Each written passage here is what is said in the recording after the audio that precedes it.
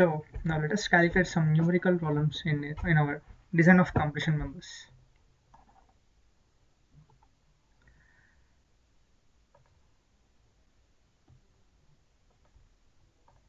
So determine the design compressive strength of a single ISHB 400 at the rate 806 Newton mm when it is used as a column height of 5 meters with both the ends are fixed and restrained at translation and rotation. This is rotation, sorry. ROTATION, rotation. And the yield stress is 340 MPa. So my dear students, ISHB 400 at the rate 806 Newton per mm. Here ISHB is nothing but Indian Standard Heavy Beam, where 400 is nothing but depth of this section. 400 indicates depth of the section, whereas this 806 indicates weight of the section. So based upon depth and weight, we're going to write all the basic parameters of this given ISHB, such as height of the section, depth of the section, width of the section, width of the flange, thickness of the flange, thickness of the web, radius of gyration, etc. So whereas 400 is nothing but depth of the section, whereas 806 Newton per mm is nothing but weight of the section. So in this question, you have to find the design compressive strength of a single ISHB where 400 at the rate 806 Newton per mm when it is used as a column of height 5 meters. Both the ends are fixed and restrained at translation and rotation. The yield stress is 340 MPa. So what's the first and foremost step? What is the first step? Given data. Step 1.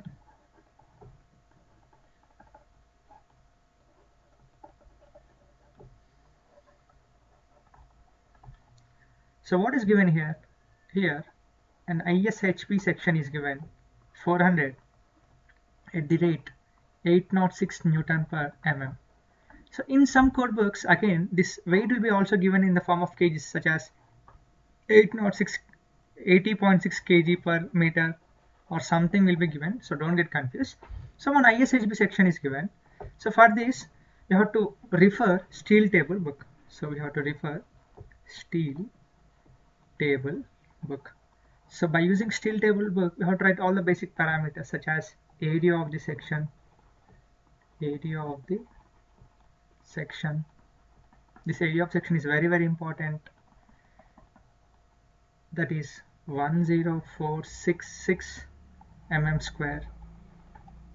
Next, depth of the section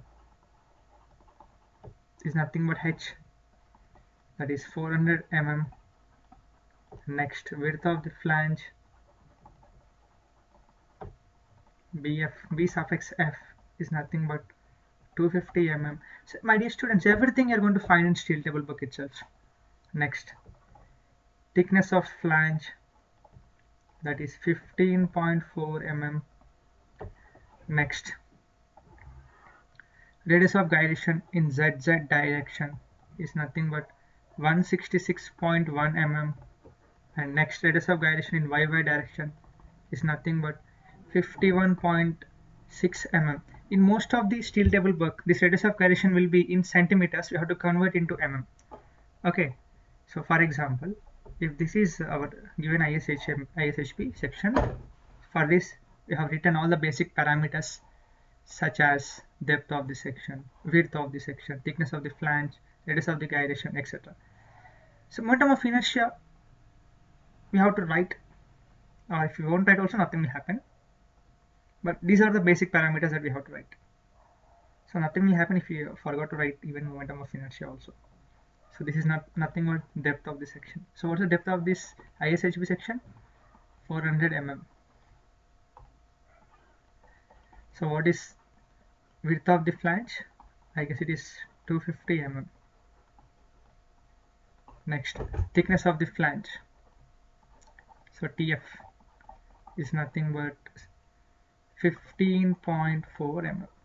So far we wrote all the basic parameters for this ISHB section by using our steel table book. Now let us go for second step, that is step 2.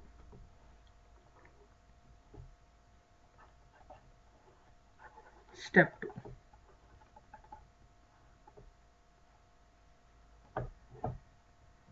So in question, it is given as the length of the section, length or height of the section as 500 meters or 5000 mm.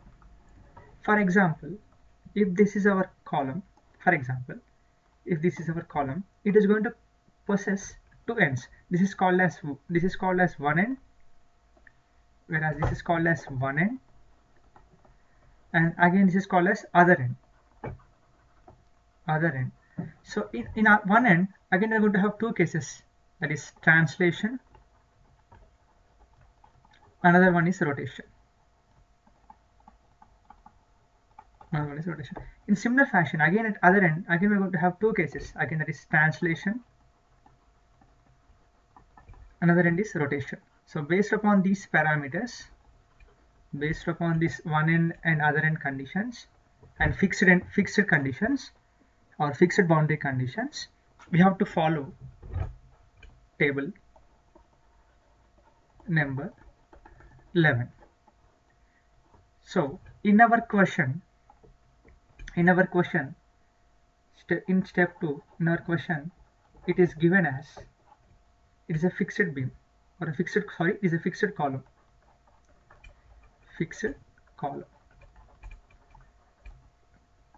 It is a fixed column, and at one end its translation is restrained. What is the condition here? Translation is restrained. Even at other end,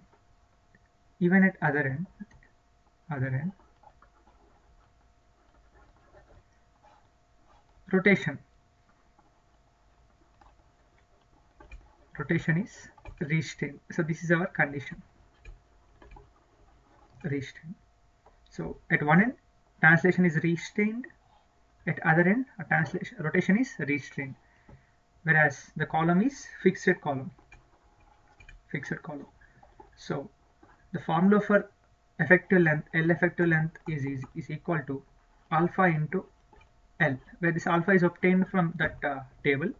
Let us see that table number 11. See, this is our table number 11. See, boundary conditions at one end and other end. At one end, our translation is restrained, even our rotation is also restrained, and the condition, the schematic diagram will be fixed condition. So what is the formula for our effective length? What is the formula for that?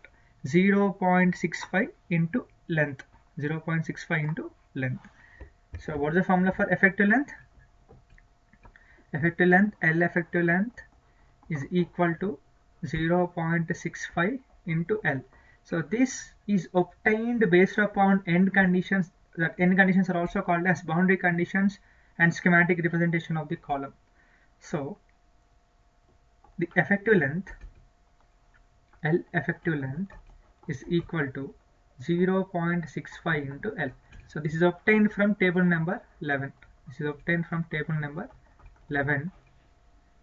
IS 800 2007. So our effective length becomes 0.65 into 5000. So L effective length is nothing but 3250 mm. So what is our effective length? 3250 mm. Now let us go further for our step 3. So what is our step 3? Classification of a section. Classification of a section. So is, as in our question, it is given as I section.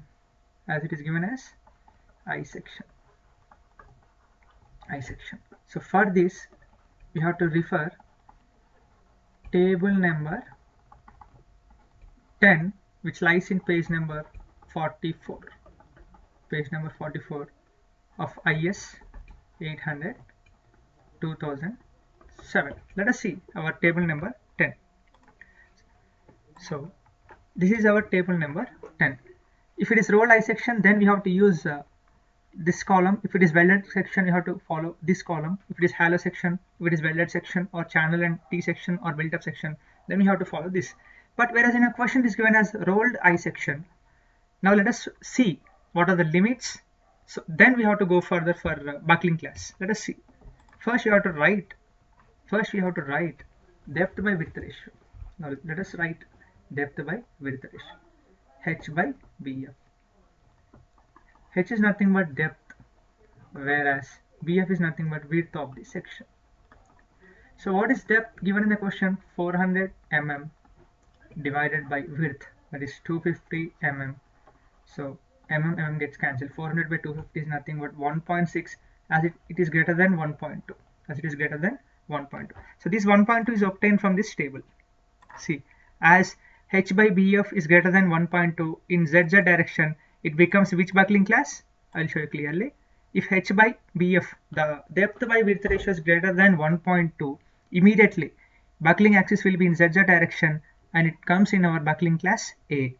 So then we have, whether it lies in buckling class B, for that we have to follow thickness of the flange must be greater than or equal to 40 mm, or the thickness of the flange must be less than or equal to 40 mm. Less than or equal to 40 mm. If not, if lies between 40 and 100, then again we are going to get two cases, buckling class B and C. Now let us see. So as H by B of the depth by width ratio is greater than 1.2, we can directly say it is going to come in class A. It comes in class A. Now let us see. Thickness of the flange must be less than or equal to 40 mm for class B. So what is the thickness of the flange? That is 12.5. Sorry, it's not 12.5. It's not 12.5. Sorry. I guess it is 15.45. So 15.4 mm is less than 40 mm, which means it becomes class B.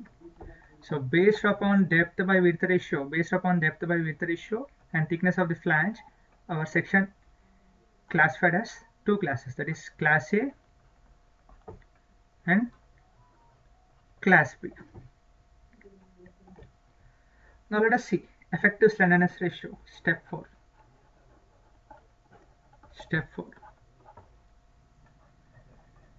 Effective slenderness ratio.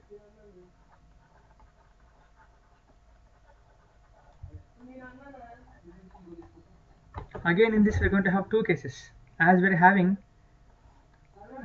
two radius of gyration, that is in ZZ direction and in YY direction. We are going to have two effective slenderness ratio.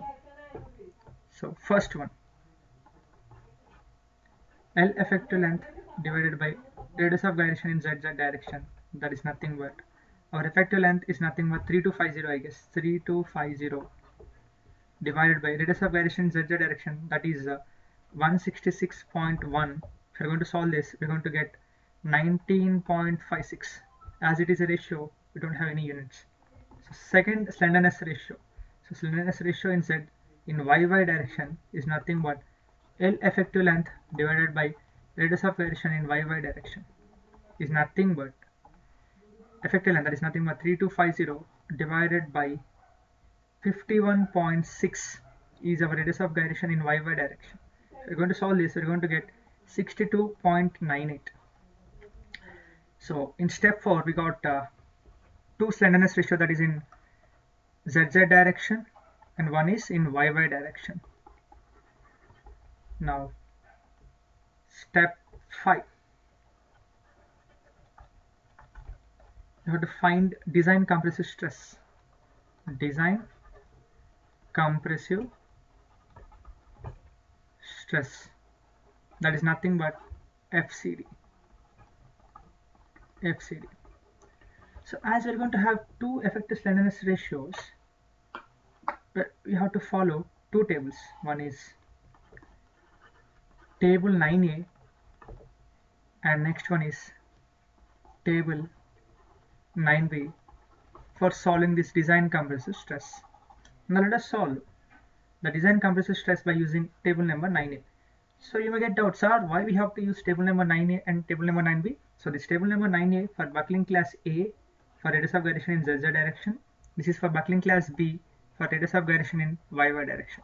So whichever is lesser among these two, will be our design compressive stress. So first one, design compressive stress in ZZ direction, or due to radius of gyration in ZZ direction. So for this you have to refer table number 9a, as buckling class is A. So based upon what parameters we have to find our design compressive stress? So based upon yield stress, that is given as 340 Newton per mm square. It is given in question itself, based upon yield stress and effective slenderness ratio, that is L effective by radius of gyration. So based upon these two parameters, we have to solve for table number 9a. So as 19.56 lies between 10 and 20 in the table. I'll show you. As 19.56 lies between 10 and 20. So this is our table number 9d, this is our table number 9c, this is our table number 9b, and this is our table number 9d. So for example, if the slenderness ratio directly 10 and yield stress is 340, directly we can say that 309 is our design compressive stress. But as our 19.56 lies between 10 and 20, then you have to consider these two values and we have to do interpolation method. So for 10, if this 10 is our slenderness ratio and 340 is our yield stress, so what is the value of our design compressive stress? 309. For 20 is our slenderness ratio and 340 is our yield stress. What is the value of design compressive stress? That is 305. So our value lies between our 10 and 20, because 19.56 lies between 10 and 20. So our yield stress value is 340. So design compressive stress also lies between the answer of 309 and 305. Let us solve it. So as 19.56 lies between 10 and 20, as our 19.6 value lies between our slenderness ratio, that is 19.56 value lies between 10 and 20, according to table number 9a, the design compressive stress for our FCD, for 10 it will be 309 Newton per mm square. For 20 it is FCD is 305 Newton per mm square. But by using interpolation method, now by using which method? Interpolation method, you have to solve for 19.56 by using which method? Interpolation method. So interpolation method is nothing but, so 309 minus 305 divided by 20 minus 10 is multiplied with this 19.56 minus this 10. So if you're going to solve this, you're going to get FCD1 as 305.176 Newton per mm square. So this is our equation 1. So far you have found a design compressive stress in ZZ direction, that is for class A. Now let us see. According to our slenderness ratio in YY direction, the value will be 62.98. I guess 62.98. So this 62.98. So design compressive stress in YY direction, or slenderness ratio will be in YY direction. For this, we have to refer table number 9b. For this you have to refer table number 9b. So by solving this we got as 62.98, as 62.98 lies between 60 and 70, you have to refer table number 9b. This table for finding design compressive stress in YY direction, Newton per mm square. So for this we have to refer table number 9b, as buckling class is B. Let us refer for that. So this is our table number A. Now let us go for table number B. So as our 62.98 lies between 60 and 70, the value of yield stress will be 340. So 60 and 340, it lies between 226. So for 340 the value will be 226, and for 70 the value will be 201. So our FCD2 lies between 226 and 201. By doing interpolation between 226 and 201, then we are going to get FCD2 by using which method? So FCD value according to our table number 9b, it is 226 Newton per mm square. This FCD will be 201 Newton per mm square.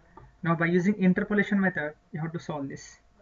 So 226 minus 201 divided by 70 minus 60 into 62.98 minus 60. If we're going to solve this, we're going to get answer as FCD2 as 218.5 Newton per mm square.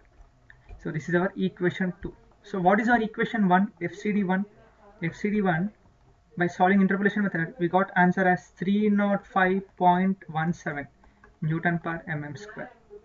So this is our equation 1. So from equation 1 and equation 2, so whichever is lesser among equation 1 and equation 2, that is our design compressive stress. FCD is equal to 218.5 Newton per mm square. So what is our last step? Step 6. Design compressive strength. So P suffix D. So what is the formula for that? PD is equal to design compressive stress multiplied with area of this section.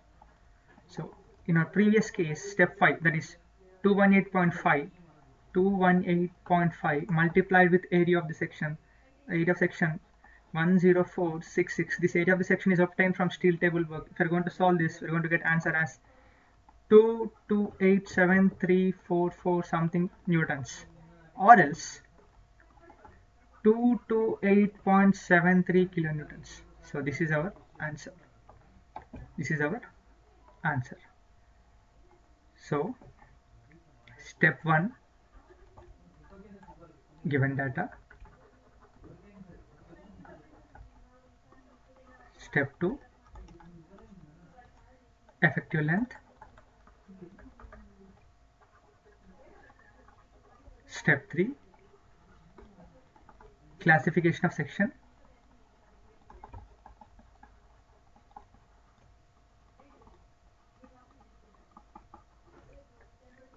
Step 4, effective slenderness ratio.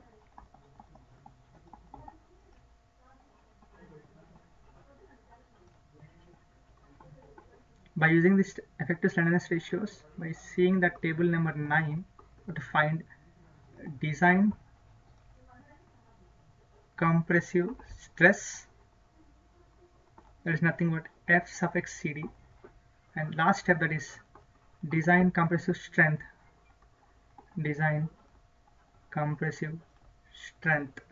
So what is the formula for that? PD is equal to FCD into area. So these are the steps that are involved in solving our numerical problems.